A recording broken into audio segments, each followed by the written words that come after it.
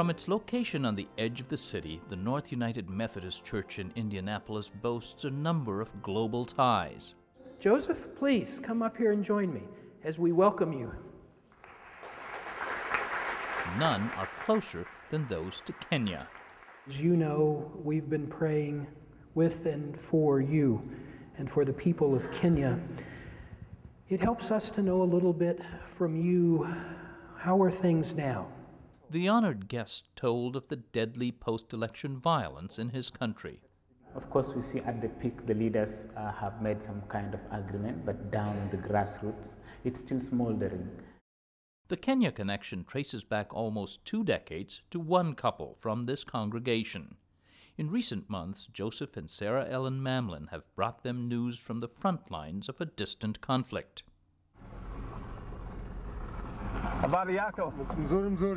Dr. Joseph Mamlin first visited here in the late 80s to set up an exchange program between his employer, Indiana University School of Medicine, and a med school in the western Kenyan city of Eldoret.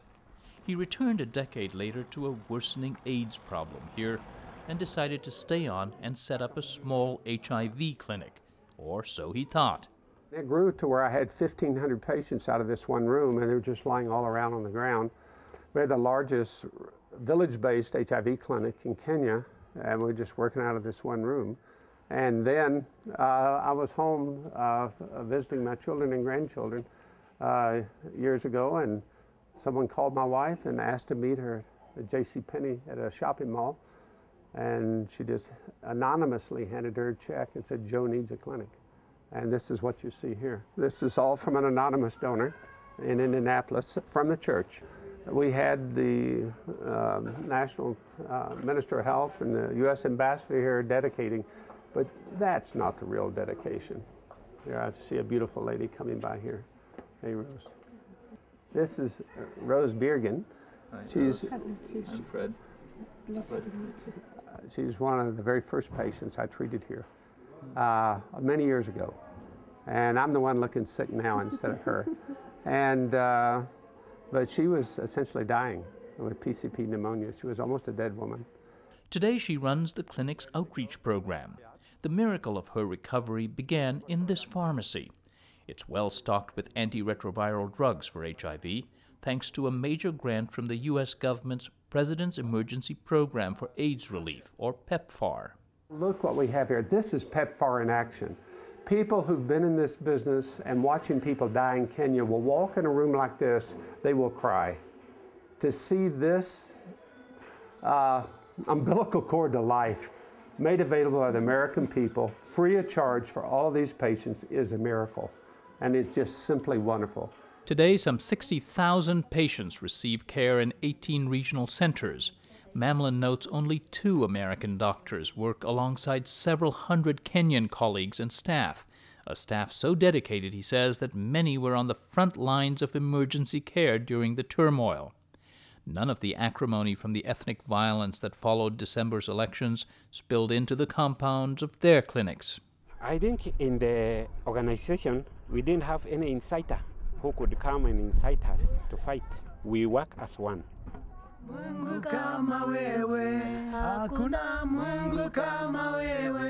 Many employees took shelter in the project's compound.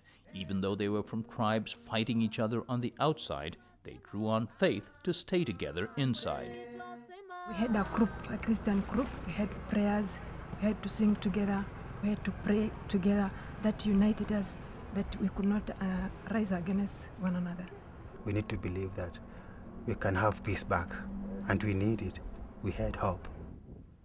But all around them, the devastation did not spare even churches. The toll not just in death and property damage, but also interruption in the careful drug regimens for AIDS patients. I missed for 2 days. You missed 2 days? There was no means of coming here. I want you to know that missing your medicine even 2 days is dangerous. I know you could do nothing. It's not your fault. The most immediate challenge was in tracking down the thousands of patients who fled the violence, making sure they were supplied with their drugs. Many scattered into makeshift camps for displaced people, some of which still remain. 37-year-old Purity Wambui took shelter in this church. She got a coveted indoor spot since she has a newborn. That makes life easier, but hardly easy. The health becomes deteriorated because you have nothing to eat. At times before we were eating balanced diet, but now it's hard to get that balanced diet. We just rely on maize and yellow peas. Milk. Milk is a dream. Nonetheless, she's grateful not just for the drugs that have kept her alive, but for provisions the Indiana Partnership distributes to her entire family. It's the middle step in restoring patience, says Mamlin.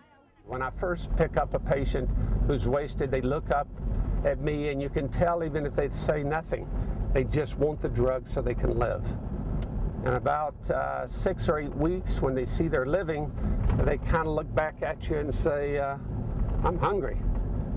And then let another 2 or 3 months go by as they are walking around and looking normal. They wonder, well, how do I get back on my feet and become a whole person again? That takes clinics into matters far beyond the immediate medical needs. Each day there are tough calls to make on how to disperse limited funds. You have no school fees. Mamlin turned down this mother's request for school fees. To whom it may concern, that's usually my middle name. No, you have to see Diana, social worker. There's so many of these, it's impossible for me to do all of them. The next patient, a tailor named Clement, was luckier. When I went home to vote on December, when I came back, they looted my house. Luckier, that is, for someone who'd lost all his belongings, including his sewing machine. I have some friends in the U.S., and they've donated a little bit of money for me to use.